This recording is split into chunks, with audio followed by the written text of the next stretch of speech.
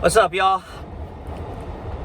Been a while since I did a video, and I did want to do one recently, but I've been so busy that I haven't had a chance to upload any. But I just wanted to get a word in edgewise about the crypto markets. Just an update. I have a bunch of other topics I want to talk about, but I'm not quite sure if I'll be able to talk about them just because of my time. And the only time I have to do it is when I'm on the road.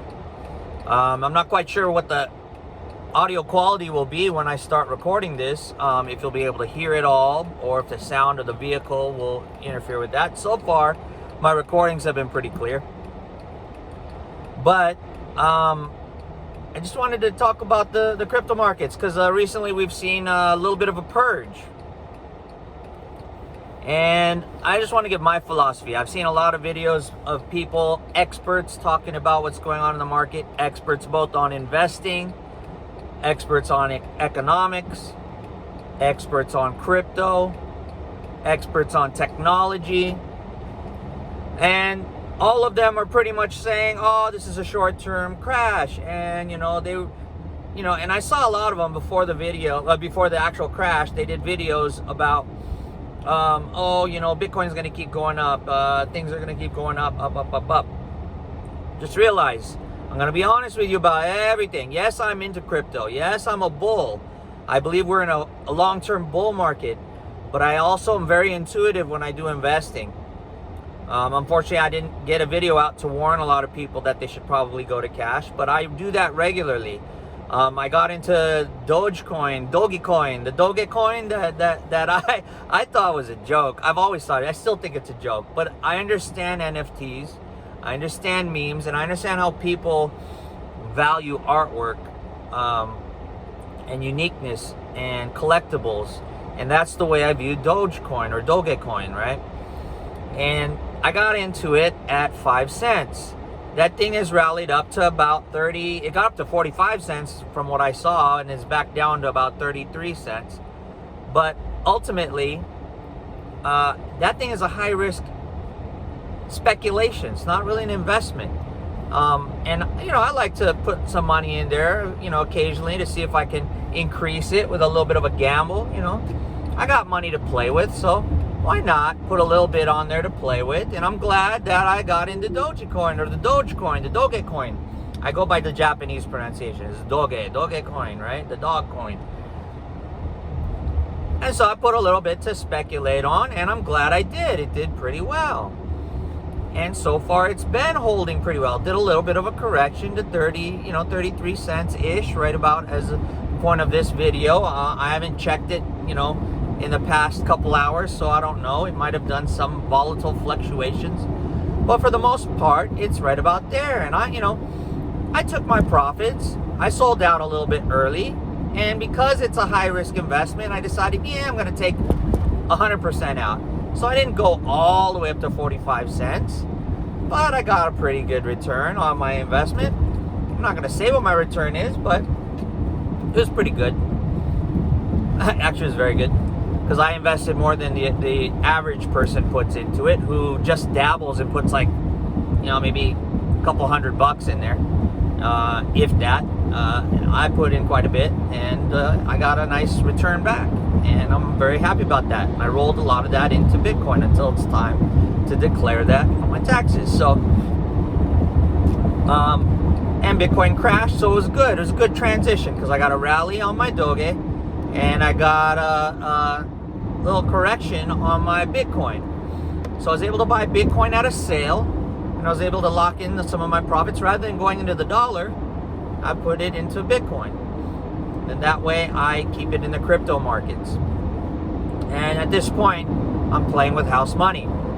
Now, the Bitcoin market's crashing. Okay, I've done past videos that, Bitcoin, I don't believe is going to crash historically the way it used to.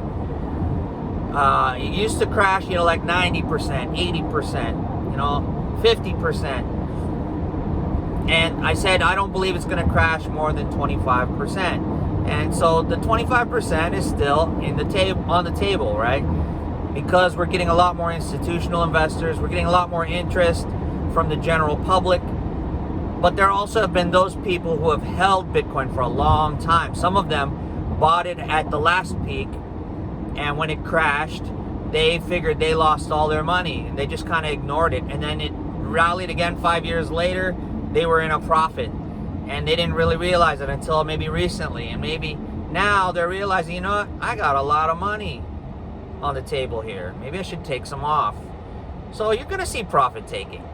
And personally, after being in the crypto markets for so long, I'm kind of a little bit bored with crypto. I mean, even though I see really good gains with crypto, I'm just kind of bored with it, just because I've been there so much. I do a lot of research on crypto, do a lot of investing in crypto. I have probably close to 200 different tokens or coins or altcoins or cryptos, right? Bitcoin, Ethereum, and Cardano are my main holdings. Let me think about that. Do I have any more? And XRP. But I do have quite, and when I say main, I have quite a bit in those. But the others, I kind of dabble in them. I put, quite a bit of money. Not your average person's dabbling, but enough to be happy when they go up quite a bit. And then others, they kind of just, if they don't do anything, I just leave them. I just let them sit until they do.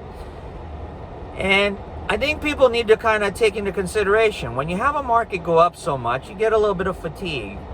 Do I believe the overall bull market is over? No, because, and the reason I say that is everybody's pretty much heard of Bitcoin, but not everybody has invested in it. And there will be a day coming when a good majority of people will be investing in it, and they won't just be familiar with the name. They're going to be giving you advice on what to do in those markets. I don't give advice. I don't give financial advice. I'm not a financial advisor. I just kind of occasionally drop warnings. It's up to people to decide what they want to do with it. I do tell people what I'm doing, and I'm not 100% right all the time, but I've done pretty well. I can't complain. I've got a few leftist friends who are hypocritically upset with me that I'm in Bitcoin. I'm against what communist China's doing, but yet majority of the Bitcoin comes from Chinese Bitcoin miners. And the story is, the reason for this main plunge in the market is that there was a power shortage or outage in one of the areas of China where there is a large Bitcoin mining consortium, and they suffered because of lack of ability to mine. Now, realistically, that's all BS. A lot of this is all noise. I've also heard that it's because regulators are cracking down on certain crypto exchanges to sniff out nefarious crypto trading activities. There they go with that narrative again, that crypto is for only terrorists and criminals. But they ignore the fact that the dollar is the larger way that people do counterfeiting, terrorist financing, and criminal activity. So that again is a bunch of noise. It's garbage. The reality of the situation is that cryptocurrency is decentralized, which means it takes authority and management of the currencies or of our money out of a central location. Right now, if you're in US dollars, the Federal Reserve is the central location that manages it all. And as you've seen it, if you follow my videos, you followed me for a long time, whether on Facebook, Twitter, YouTube, whatever the social platform, you know that I'm against centralization. I always voice that I'm against communism, because communism is to me a bad expression of philanthropy, and they have used it as a propaganda way to kind of make it look like it's philanthropy, but really what it is, it's control, centralizing control, taking control away from individuals and putting it in the hands of a few. And so socialism, communism, they're all kind of the same. Socialism is not quite as an extreme bad centralization, but it's getting there. Socialism is kind of where the power is taken away from the people, given to a more centralized authority, but then the liabilities and the costs are then distributed amongst the people. So the reward is given to the central few, and then the costs are given to the masses, and somehow people think that that's a good thing. They put their faith in the centralized few, that they seem to be educated, and they seem to know everything, and they know how to manage everything. But I mean, if you know people, if you know human nature, you know, maybe they are knowledgeable people, maybe they do know how to manage everything, but then you always have the human factor of greed and fear, the emotional factor that comes in, and it affects your intellectual decisions. I don't care how smart you are, I don't care how disciplined you are, how good you are at doing things, those human factors come in and they affect your decisions. Even I make those bad decisions from time to time. You know, I may see a market drop, you know, a market that I'm very bullish in, drop, you know, say 40%, and I might make the mistake of getting scared and selling out because I don't want to be holding what's known as a falling knife, something that's going to go much lower. That would just take me down to zero. So every now and then I'll make that kind of mistake, even though intellectually I know better. I haven't done that in a while.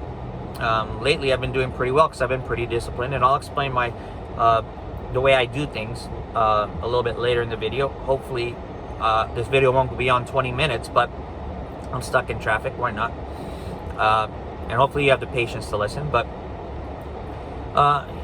so far I've been pretty disciplined because I've had to change the way I think about things. If you change the way you think about things, it makes it easier to be disciplined. Because if you think in terms of fear and greed, sorry, you're going to make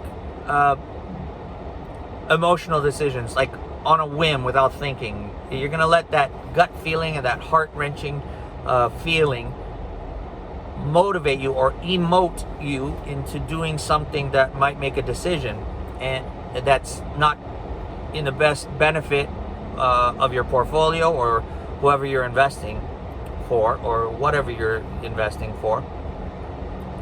And so when you change your thinking, it affects your emotions. You tend to be more like a robot at some point if you think more intellectually. And you can see that in a lot of smart people. They tend to be very, you know, deadpan. They call it deadpan. You can't really see any emotional change out of them. And it's almost like a poker player. A poker player is very good at controlling their emotions during a game because your emotions get your body to do things that reveal your hand, your cards.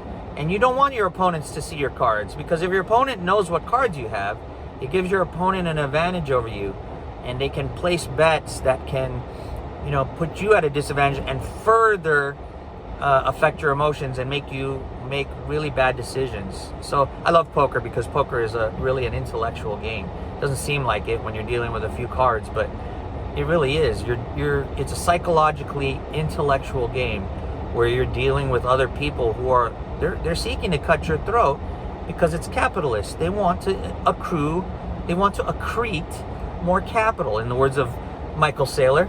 You want to do something that's accretive to your portfolio, that adds to your portfolio, that constantly grows. And so in a poker game, they're trying to do that. They're trying to grow their portfolio at your expense. And really, that's what markets are. One person benefits at the expense of another. That's what capitalism is. It is allocation of resources based upon those who can manage it the best, right? The best decisions. Those who don't make good decisions lose it, and those who do gain it. And this is why the world is not really a free market. You see the government stepping in every time, let's say the banks lose crap loads of money. The government or the Federal Reserve, the quasi non-governmental but governmental entity, comes in to try to regulate markets and control where money goes. And instead of free market capitalism being allowed to take place, where bad decision makers go bankrupt, they lose all their money, and that money goes to the people who made the good decisions, no, you get socialism. The money is taken centrally away from everybody, and then it's redistributed, and basically the cost is redistributed, right? It's given to everybody. The money's taken away, but the cost is given back. They exchange it, and then the good money is given to those who made bad decisions. because the regulators want to keep them afloat, because a lot of these entities are deemed too big to fail. This is the world we live in. It's not free market. But cryptocurrencies are the most free market at this point. That will change over time. Believe me, that will change. You have very knowledgeable people being put in by the Biden administration, very knowledgeable about cryptocurrencies. Are they knowledgeable about free markets? No, I don't believe that's the case. Like Gary Gensler. Gary Gensler taught an MIT course on cryptocurrencies. He's very knowledgeable about cryptocurrencies. He's very knowledgeable about finance. He was actually, I believe he was the head of Goldman Sachs for a period of time. And if you know Goldman Sachs, you know, that's pretty much government Sachs. You know, they control large amounts of money for the very large percent who are too busy to manage it themselves, and they pretty much can move markets by their words. And so, you know, putting someone like that in charge really puts the crypto markets at danger eventually. And that's why, you know, yeah, potentially the news about the government cracking down on nefarious trading activities can really cause a market to crash. Okay, great. I just saw that coming anyway. I just see that, you know, the way I feel the market feels that way too. I feel they're fatigued. They've heard so much about Bitcoin. They've heard so much about Ethereum. They've heard so much about Cardano and VeChain and all these other things that really they're tired. They want to, you know, not that the markets are bad or anything. It's just they're bored. It's not a statement about the market itself. It's just a statement about the people who invest in that.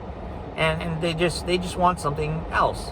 Doesn't mean that what they want, that else is better. It's just they want something else. And so it behooves you to have a very good understanding of what the crypto markets have potential to do, but it also behooves you to have a very good understanding of what overall economics and how money works. Now, originally I was a gold and silver bug. I still am, but not as much. Gold can be counterfeited. China has done it. They use tungsten bars coated with gold. You basically have to assay physical metals to make sure, it's basically a test to make sure that they are the metal that they claim to be. You can have a bar of tungsten that has a gold coating on it. It sure looks like a gold bar. It sure feels like a gold bar. And it may have the print on it of being a pure bar, but when you do the assay, which costs money to do, and get the certification, you may find out it's not what it says it is. And so this is why I'm no longer a 100% gold bug. I still believe in gold, but I believe of it being in smaller denominations, and you should purchase it from a government mint if they have it, because we're starting to see shortages of metals. The reason, if you understand the historical economic theories, the reason you get shortages of things is that prices are artificially suppressed. They're brought low. The pricing mechanism is what balances supply and demand. And when things get you get shortages of something, the price should go up, right? It deters people from buying it anymore, so that it gives time for the supply to re-enter the marketplace, so that the price will come down again. Also, the high price incentivizes suppliers or manufacturers of that to make it for a profit. It's the profit motive.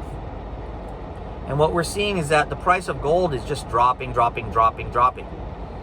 So when people demand it, they're buying it cheap. Does that deter people from buying it? If you can get something you want cheaper, do you stop buying it? No, you buy more of it. And if you're a person who produces it, do you want to produce more of it? If it costs you more to produce it than you're ever going to make, would you produce more of it? No, you won't. So you get shortages.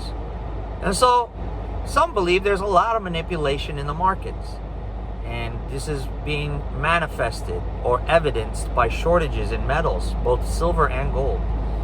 Now, silver is harder to counterfeit. And silver is something that I believe is something to invest in. It's some alternative to cryptocurrencies. And I invested in silver for a long time, way back in the days when I first started learning about it. Warren Buffett was investing in silver when it was $4 an ounce. And I didn't really get in at $4 an ounce. I started looking at it at $4 an ounce, but I got in at about $7 an ounce. And it's been a beautiful ride ever since. And all I do is just buy it and hold it. I don't ever sell it, because if you sell it, you're going to incur tax liabilities. And the same goes for cryptocurrencies. Now, do I have 100% faith in cryptocurrencies? No, because a cryptocurrency is not a thing. It's a great concept. It's an intellectual property.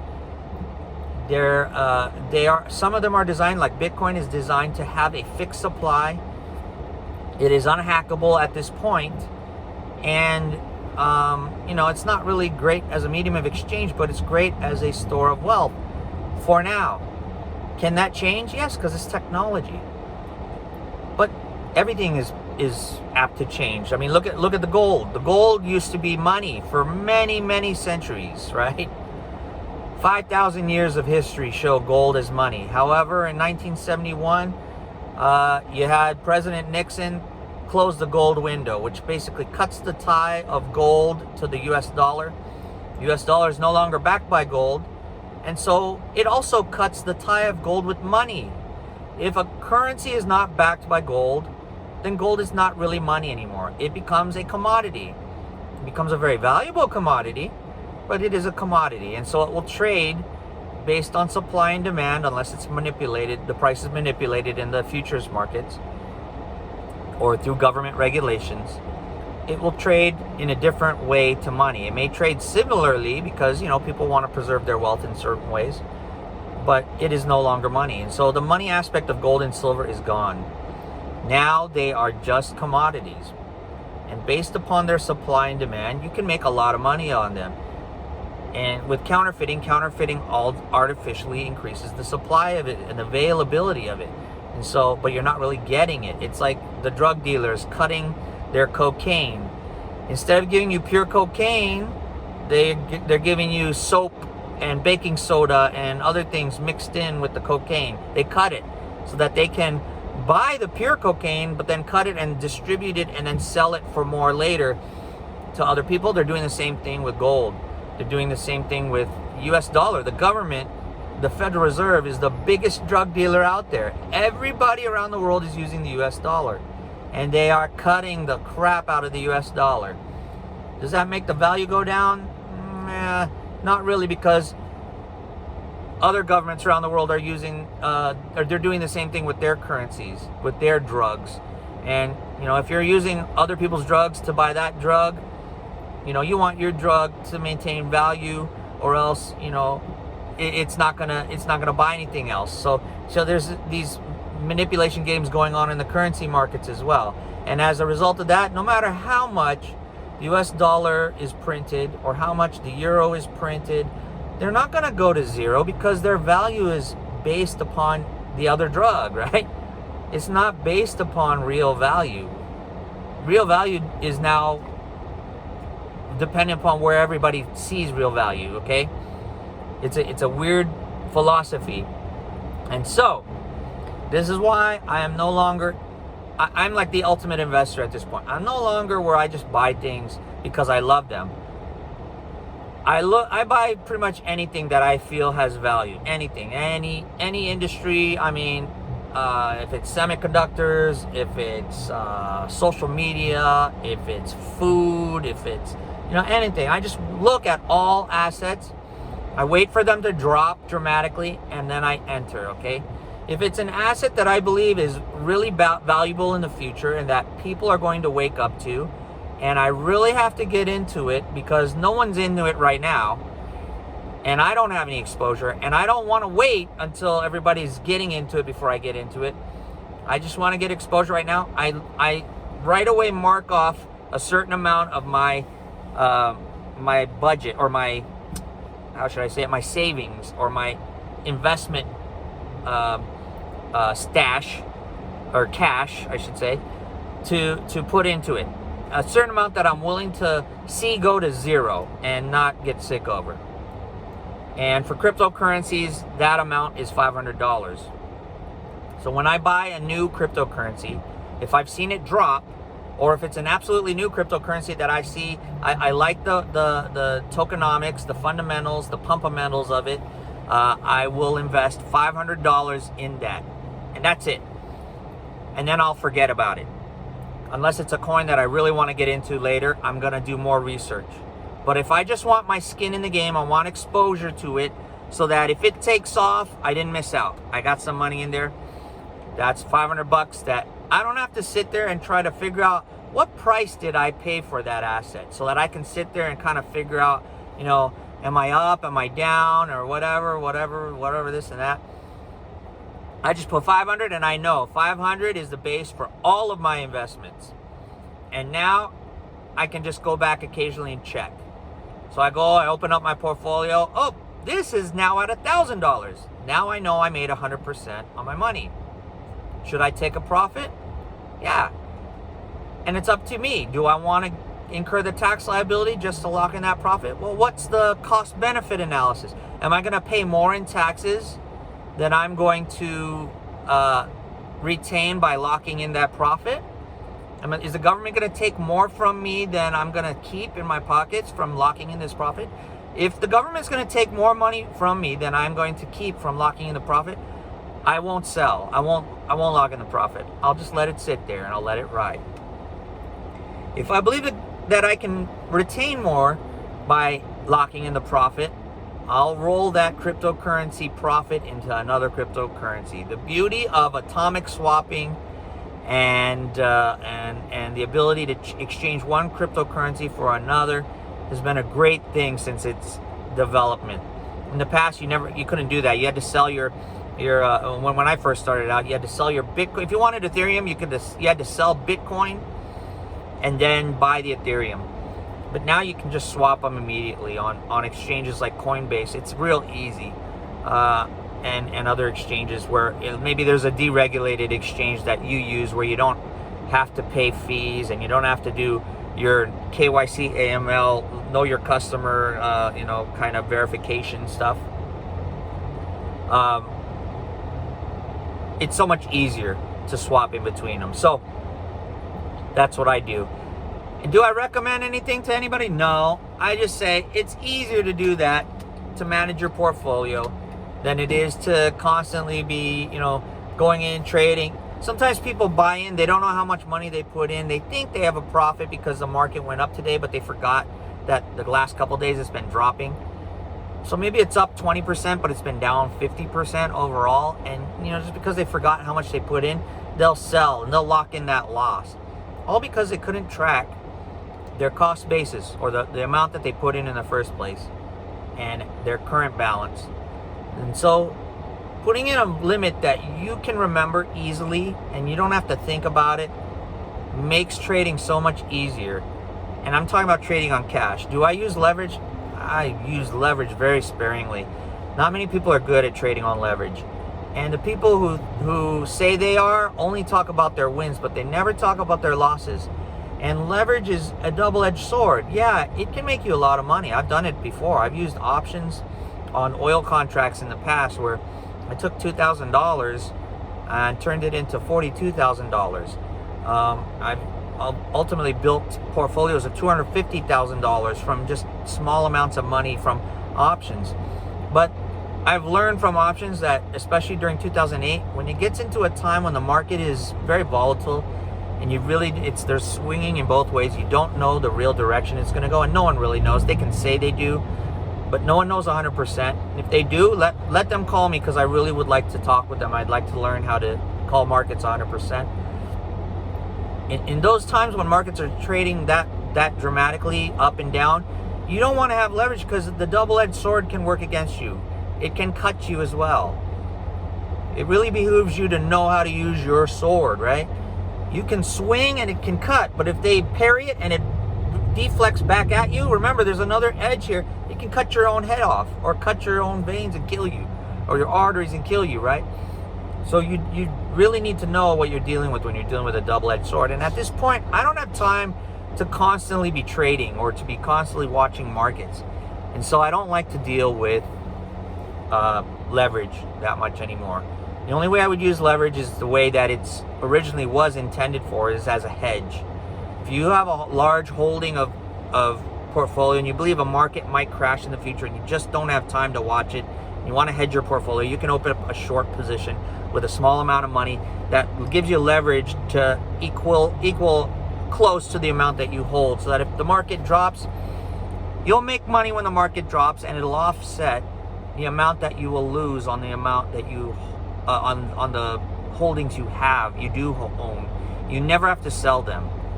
In other words, you'll just be able to trade the market volatility for your advantage. And I don't want to get into that too much, because again, I don't give advice.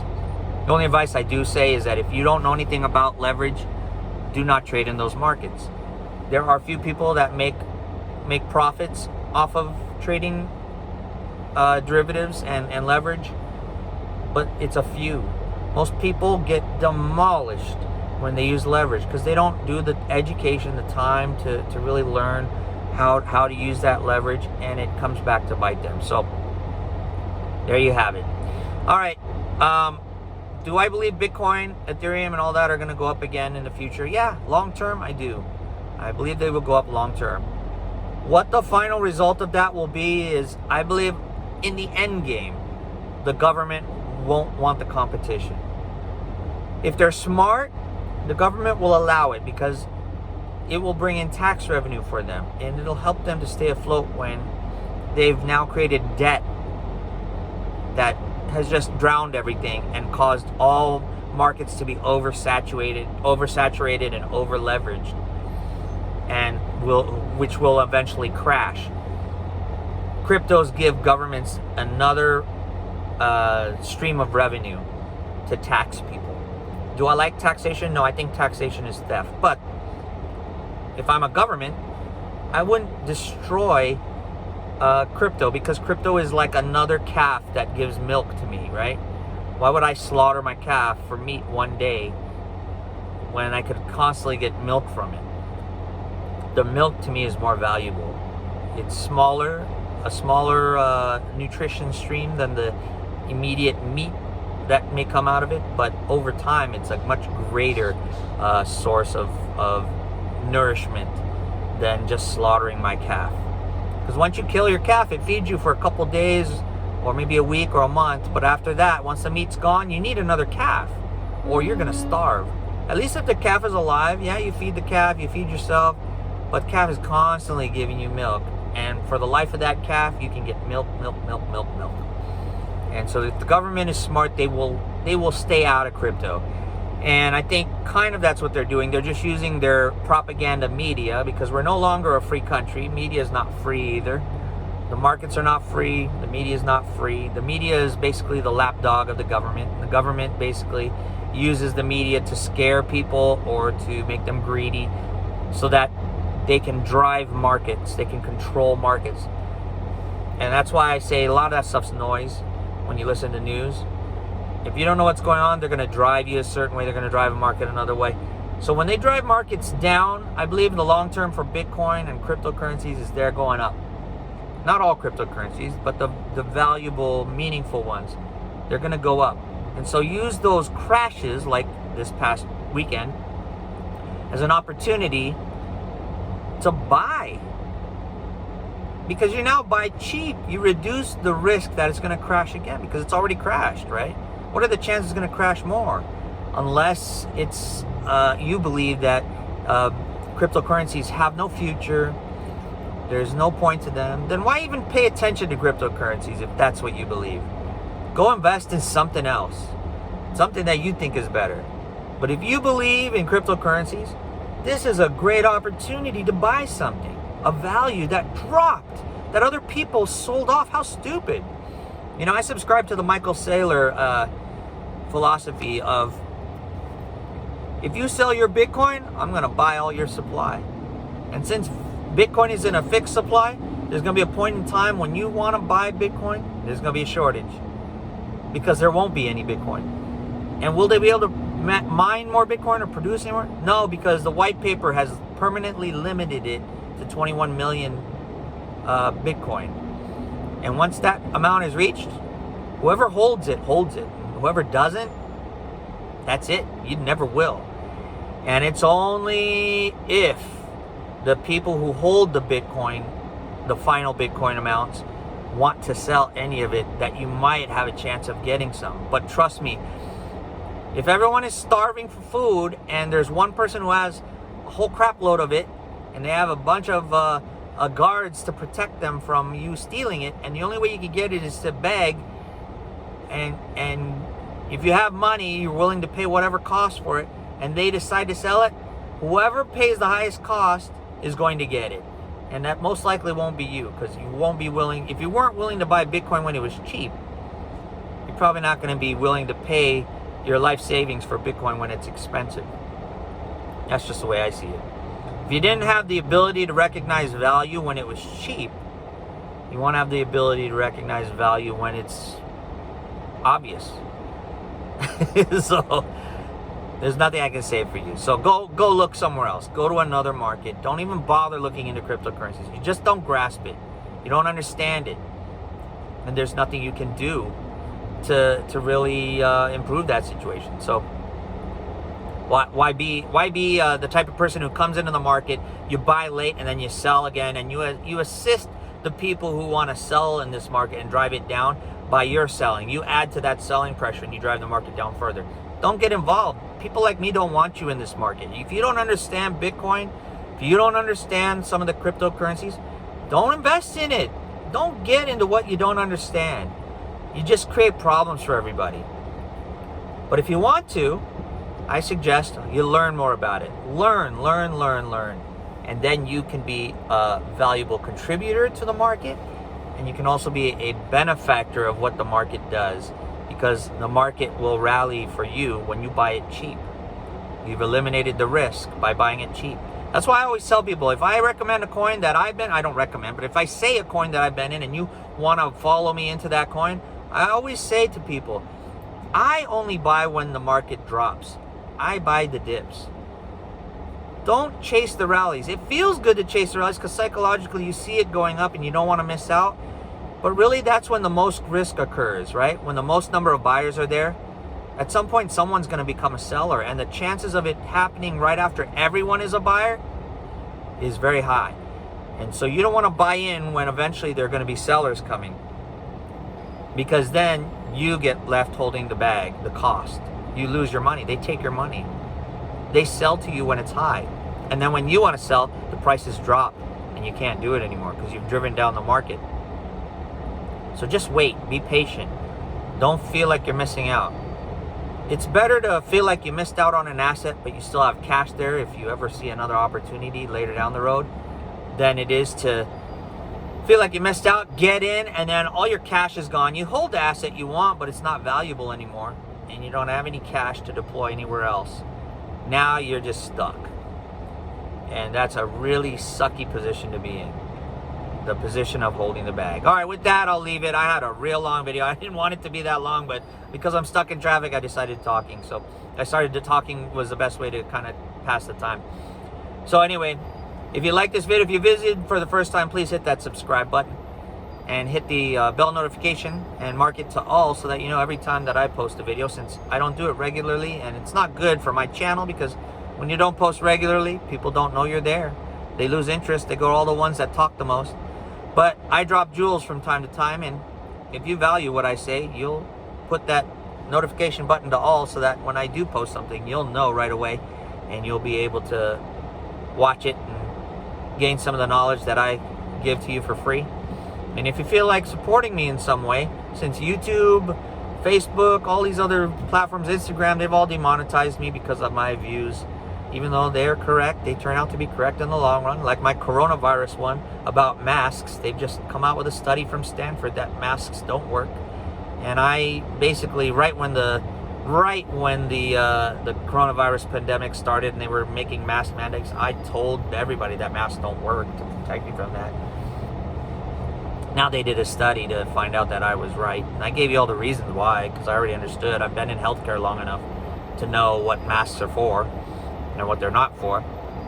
But like I said, since I'm demonetized for my truthful views, you can support me by clicking one of my affiliate links in the description below.